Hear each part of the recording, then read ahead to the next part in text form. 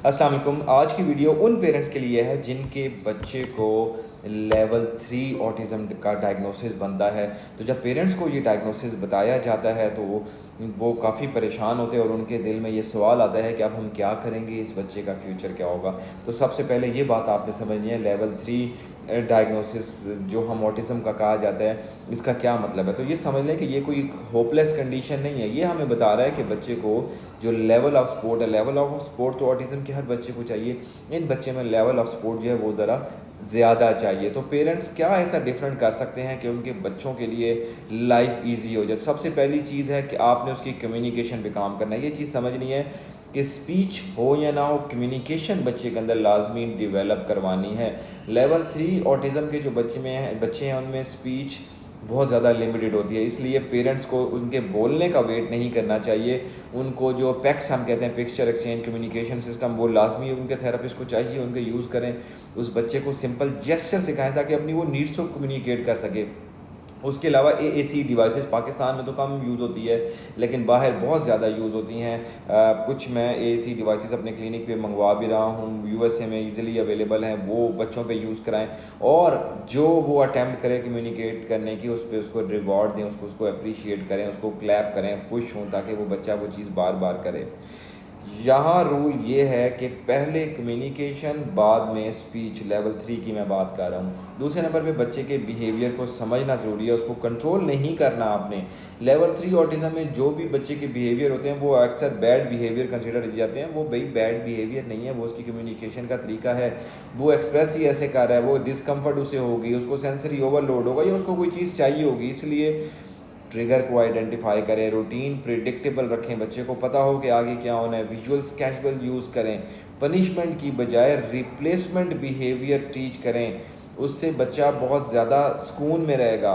तीसरे नंबर पे structured therapy और रूटीन, ये मेंटेन करना बहुत ज़रूरी है। इन बच्चों को कैओस नहीं चाहिए, इन बच्चों को स्ट्रक्चर चाहिए।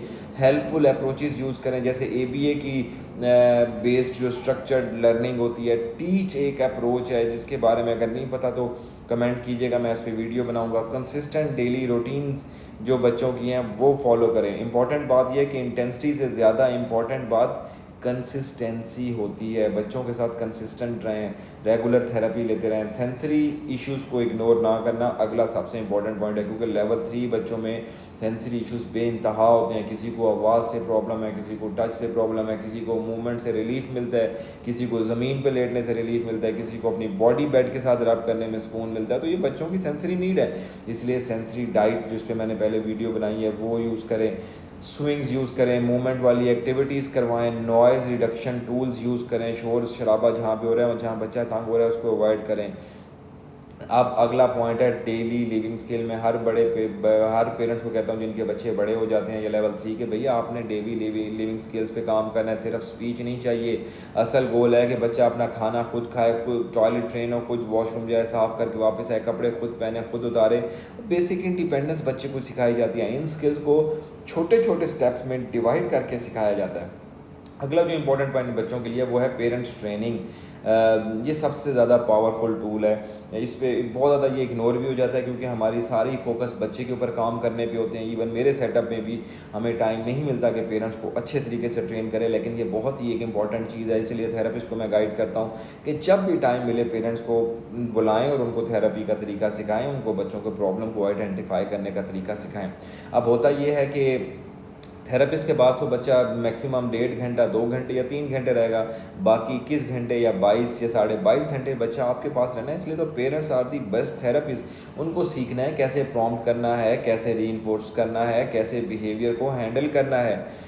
अगला पॉइंट इंपॉर्टेंट जो मिस हो जाता है, जिसके लिए मैं कहता हूँ कि डॉक्टर को लाजमी दिखाएं, न्यूरो डेवलपमेंटल पीडियन को दिखाने का एक इंपॉर्टेंट पॉइंट ये है कि ऑटिज्म के डायग्नोस के साथ कोई भी मेडिकल कंडीशन उस बच्चे के साथ एसोसिएटेड है जो कि बच्चे के सिम्टम को सीवियर लेवल पे जा रही है, उनको आइडेंटिफाई करना ज़रूरी है। कोई हियरिंग से रिलेटेड है, कोई स्लीप से रिलेटेड है, कोई बच्चे को जो है सब क्लिनिकल सीजर्स हैं, यानी उसको फिट्स हो रहे हैं, ब्रेन में एक्टिविटी ज़्यादा है, पेरेंट्स नहीं आइडेंटिफाई कर पा रहे, या कोई जीआई प्रॉब्लम है बच्चे को, पेट में कोई किसी किस्म का दर्द है, कोई गैस हो जाती है, कोई भी प्रॉब्लम है ब्रेन डाइजेशन है वो हमने देखना होता है। अब इम्पॉर्टेंट मैसेज ये है कि लेवल 3 ऑटिज़म का मतलब एंड नहीं है, ये एक लॉन्ग टर्म जर्नी है। कुछ बच्चे कम्युनिकेशन सीख लेते हैं, कुछ अपना बिहेवियर इंप्रूव कर लेते हैं और बहुत सारे बच्चे पार्शियल इंडिपेंडेंस भी अचीव कर लेते हैं। लेकिन सबसे पहले हमने करना क्या है, अर्ली इंटरवेंशन, कंसिस्टेंसी और रियलिस्टिक एक्सपेक्टेशंस रखनी चाहिए। कभी भी पेरेंट्स को रॉन्ग होप्स नहीं देनी चाहिए, उनको बताना चाहिए कि ये लेवल है, इस लेवल तक काम करना है, ताकि उनको पता हो, वो एनर्जेटिक हो के एंथुसियास्टिक हो के उन बच्चे पे काम करें।